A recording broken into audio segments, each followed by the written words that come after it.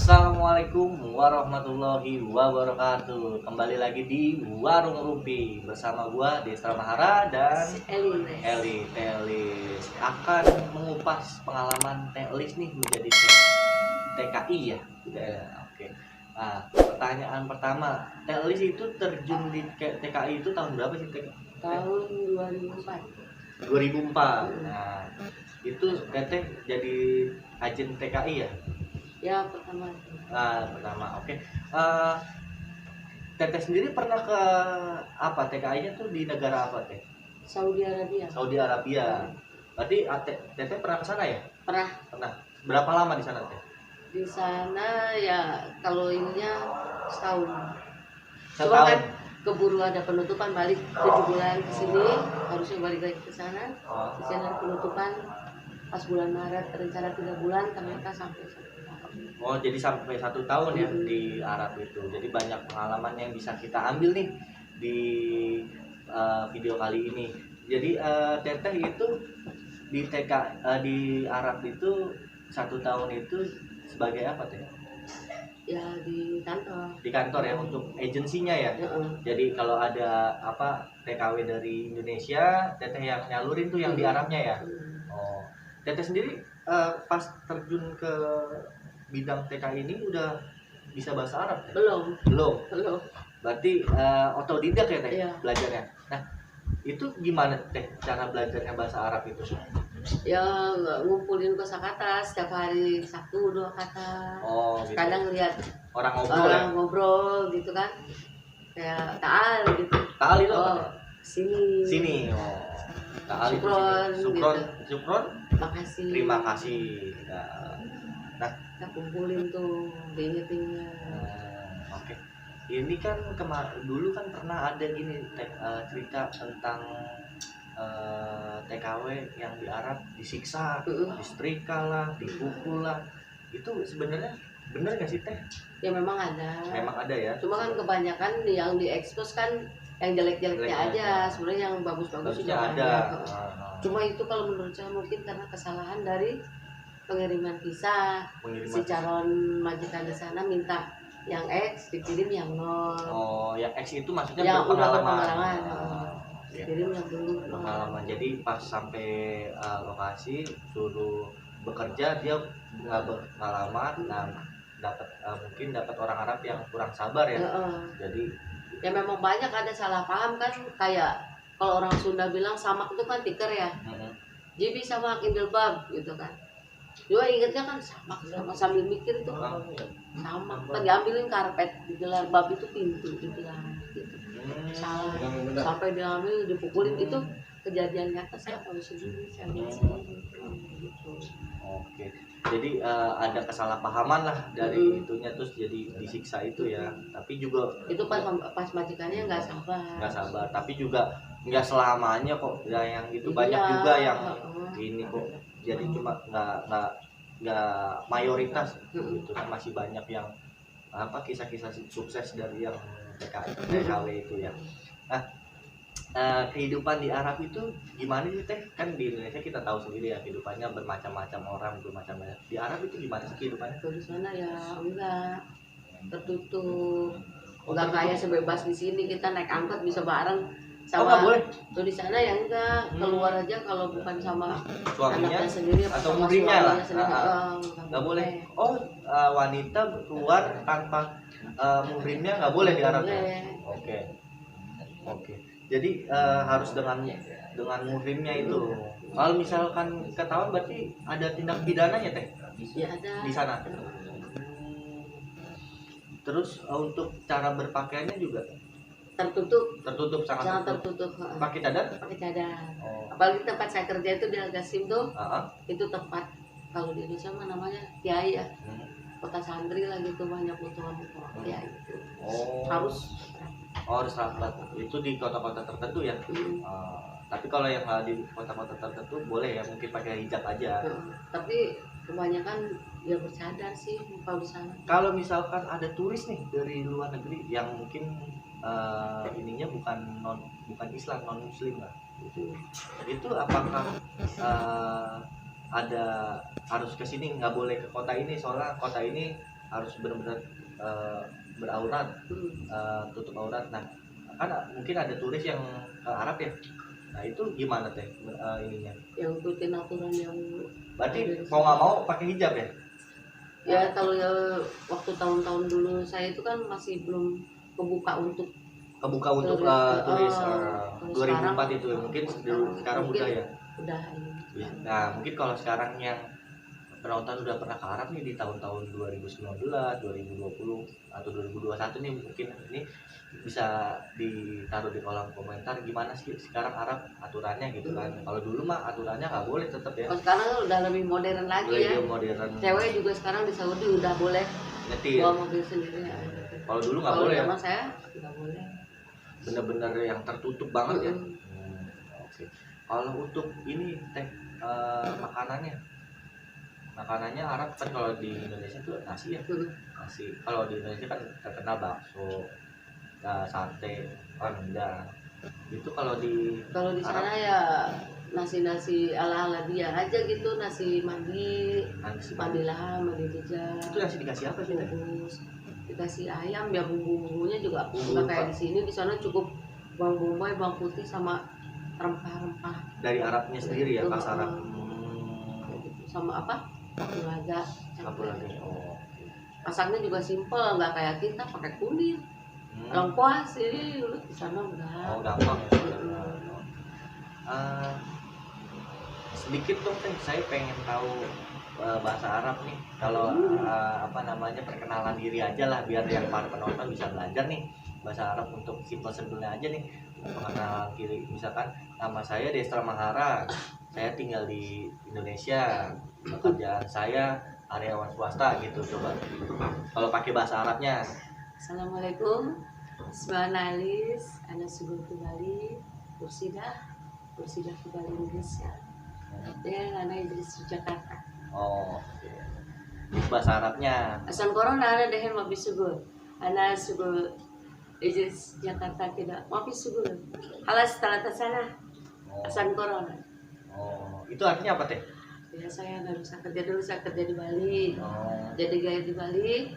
Semenjak ada corona 3 tahun ini saya udah gak kerja, saya tinggal di Jakarta sekarang. Oke, itu sedikit bahasa Arab yang bisa. Tapi Arabnya juga gak bagus ya. Arabnya ya seenggaknya orang Arab pasti ngerti lah dalam bahasa itu ya. Tadi saya malah ngerasain didoain. Amin ya. Dapat keberkahan. Berarti suka dukanya kemarin itu kerja di Arab yang 2004 itu apa aja sih? Sekarang kita nggak bahas dukanya dulu. Dukanya ya jauh sama keluarga itu aja ya. Kita kan sebelumnya nggak ada pengalaman sama sekali kerja jauh dari keluarga begitu. Tapi alhamdulillah banyak senangnya sih di sana, ketemu sama orang-orang yang baik, teman-teman yang baik, itu aja. Oke, sekarang kita kan penasaran nih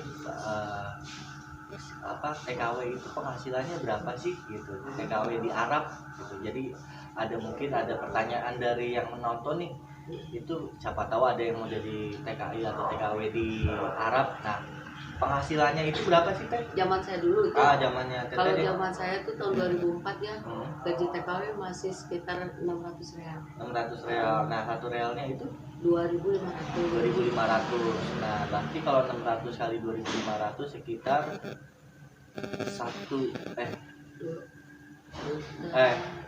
itu 2.500 ya? 600 real. Itu sekitar 1,2 ya? Iya, sekitar 1,2 jutaan di tahun 2004. Mungkin sekarang lebih gede. Kalau sekarang sekitar 5 jutaan dan nyampe maksud. 5 jutaan. 1.300 real. 1.300 real. Nah, sekarang juga Arabnya kan beda lagi kursnya di Indonesia. Kursnya di Indonesia sekarang 4 ribuan ya? Iya. 4 ribuan kali 1.300 kan udah lebih jadi 5 juta UMR. Iya. Lebih dari 5 juta. Juta. Sekarang kan makanya kan yang ditutup itu kan menuntut itu. Syarat-syaratnya apa sih teh kalau ada yang mau jadi TKW gitu? Kalau dulu ya syaratnya, siapa tahu masih ya dulu sama sekarang juga benar ya masih berlaku kan ya. surat izin suami. Surat izin suami. Yang bagi yang punya udah suami. Ya. Yang bagi belum punya suami surat izin orang tua. Kalau janda? Orang tua lah. Orang tua. Oh. Terus KTP, kakak, gitu, surat nikah. Itu kalau ada pengalaman juga sekalian di pengalaman ya. udah pernah ini. Ya bukti paspornya kan. Paspor. Berarti dulu sistemnya agensi itu bayar dulu ke agensi atau gimana teh? Maksudnya untuk penyalurannya kan agensi itu kan kadang-kadang kita bayar dulu, ntar kita diterbangin ke negara yang. Iya bayar dulu dari pihak calon apa itu? Calon majikannya juga udah langsung ini ke kantor. Makanya banyak kan besar karena besar yang galak itu kan aku udah bayar kamu, aku udah beli kamu itu mahal. Kamu di sini kerja nggak benar. Padahal bukan nggak benar karena dia belum berpengalaman itu kan. Dan mungkin nggak ngerti bahasanya. Nah, kan orang saking bahasa, cepatnya ya. Terus orang Saudi kan kalau ngomong kayak orang marah-marah. Ada pol-polahnya ya. Takut. Gitu kan. Gemeteran. Kalau yang nggak sabaran siramin. Banyak itu saya tahu sendiri, lihat sendiri. Lihat sendiri. Terus tindakan dari agensinya itu gimana? Maksudnya kan kita tahu nih orang kita salurin kan ke ini, terus tahu nih mungkin disiram atau dipukul atau disetrika. Itu tindakan dari agensinya sendiri apa ada pengurangan, misalkan kan dia ngontrak berapa tahun atau berapa bulan ya. Nah itu karena ada kekerasan di pekerjaannya itu dikurangin masa kontraknya atau mungkin diganti karena sakit atau luka gitu. Itu minta pertanggungjawaban ke majikannya itu. Terus ditanya TKW-nya, kamu masih mau kerja di sini apa enggak? Tapi pasti ini ya, pasti diganti. Ada yang tergantung si itunya, si majikannya itu. Bisa kalau udah saya ganti karena dia belum selesai kontrak, saya minta ganti yang baru. Ganti. Enggak, maksudnya untuk biaya pengobatan. Iya, harus. Jadi kalau misalkan ada yang siram atau dipukul atau disetrika itu diminta ganti biaya pengobatan di sana ya. Oke. Itu suka duka jadi TKI atau TKW-nya di Arab itu. Mungkin sedihnya ya gitu, jauh dari keluarga. Mungkin kalau belum berpengalaman itu karena ada kesalahpahaman, dapat orang Arabnya yang kurang baik, ya udah dapat siksaan itu. Tapi kalau emang yang lancar-lancar aja ya alhamdulillah bisa sukses kan gitu. Banyak yang sukses. Cuma kebanyakan ya karena jeleknya aja yang gitu. Jadi sebetulnya bisa diambil intisarinya lah. Bisa penonton sendiri bisa nilai nih penghasilannya sekian, terus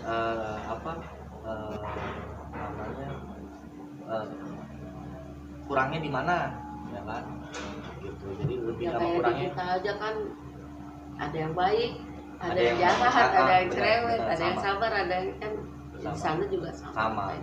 Oke. Berarti Teteh cuma di Arab aja ya? Iya. Gitu di Arab. Oke. Di Arab sama di Bali.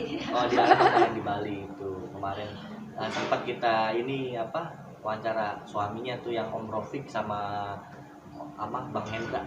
Itu bisa dilihat di video sebelumnya tuh tentang guide orang Arab gitu. Suaminya bukan Om Rofik sama Bang Hendra. Dua dong suaminya. Dua dong ya. Enggak, maksudnya di video sebelumnya diwawancara oleh itu. Iya, diwawancara sama Bang Hendra. Itu juga saya ceritanya jadi guide di Bali itu secara kebetulan. Tadi nggak sengaja, memang dari awal ditawarin saya suruh jadi guide, jadi saya nggak mau karena merasa kurang pede. Bahasa saya kan udah ibarat kata udah 2004, udah lama, takut lupa kan.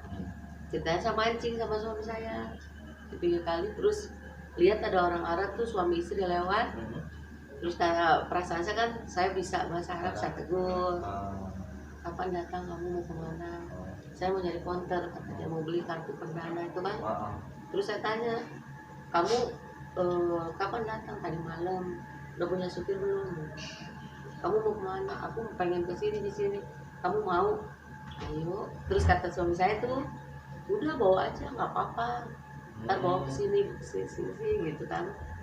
Nah udah gitu saya ajak lah di situ, ternyata saya masih bisa bahasa gitu kan. Oh ya udah pede, terus akhirnya udah aku mau jadi guide. Oh, jadi pertama kali cuma karena ketemu ya sama orang Arab, terus lama-lama karena ngeling dari orang Arab, dia punya temen lah, dia Nah punya itu saudara akhirnya lah, kesini kan banyak rekomen karena pelayanannya atau ininya bagus gitu. Ya alhamdulillah puas semuanya yang Puas sama. gitu, tamu-tamunya pada puas gitu. Jadi kalau di Bali ya mungkin bisa ditiru tuh kayak gitu, mungkin karena puasan itu loh. Turis itu kan utama tuh, jadi bisa pokok sejelek apapun tamu, secerewet apapun tamu, kalau bisa tetap ditelatenin lah. Gitu. Soalnya kan orangnya macam-macam ya kan nggak sama, ada yang gampang, ada yang sulit, maksudnya ada yang pelit juga, ada kecuali yang kurang ajar banget baru oh ya itu ya. Oke, demikian itulah cerita-cerita dari Teh Lis yang bisa kita ambil manfaatnya, semoga bermanfaat bagi penonton ya. Balik lagi bersama saya Desra Mahara dan Elis di Warung Rupi. Assalamualaikum warahmatullahi wabarakatuh.